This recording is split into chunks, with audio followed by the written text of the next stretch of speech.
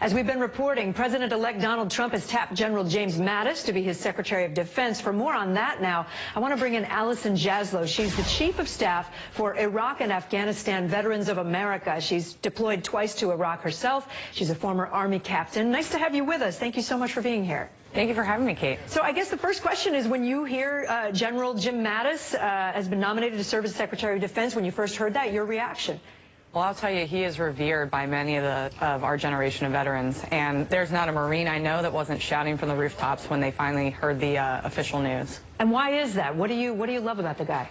I mean, I think the saying goes that he's a Marines general, and honestly, you know, as a nation that has decided that we're going to send troops who volunteered to step up and sacrifice to multiple deployments, I think it actually underscores the need to have somebody who has worn the same uniform that we have and can understand the struggles that we face after constant deployments and our families. The other big job for someone like you, I've got to imagine, is the Veterans Affairs Secretary, which is not filled yet. We've learned that the former Alaska Governor Sarah Palin is interested in that position. Her son-in-law actually put out a kind of a glossy video touting her as a friend of veterans. What's your reaction to that potential? You know, I don't know that IAVA has the same confidence that we're headed in the right direction for the Secretary of VA.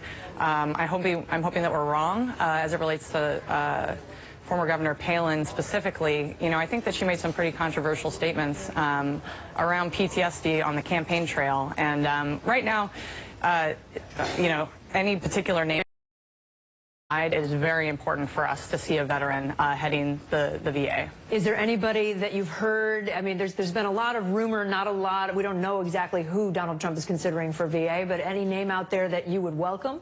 I mean, I think that's the concerning thing, Kate, is look at all the different cabinet secretaries you're talking about. There's a lot of focus around 2 or 3 names. This one feels very scattershot, and I don't know if there are a lot of names out there that are giving us a lot of confidence. Instead, you know, you see staffing decisions that make us concerned that the person who will eventually be named may actually make policy decisions that won't preserve and strengthen our VA. And just the last thing I want to ask you about, because we learned today 600 veterans who've gotten dental care at a facility in Tomah, Wisconsin, may have been infected with types of diseases, including AIDS and hepatitis, because a dentist didn't properly clean, apparently, the tools that he or she was using. It's just another example of veterans not getting state-of-the-art care, I mean, to say the least. Is it emblematic of what's happening across the country, or do you see it as an isolated thing? You know, I'd say a couple of things. First of all, any American should be outraged that we're still seeing headlines like this.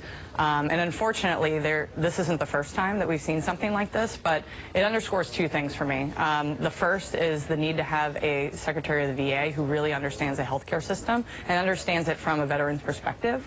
But 2, you know, we at IAVA have been a very strong advocate for accountability measures. We want to make sure that the Secretary of the VA is empowered to take care of bad actors like those that were cited in these news stories today. Allison Jaslow is the Chief of Staff at the Iraq and Afghanistan Veterans of America. Thank you so much for being with us. Appreciate it. Thank you so much for having us, Kate. Up next, standing their ground. Thousands of veterans arriving today at the Standing Rock Sioux Reservation in North Dakota.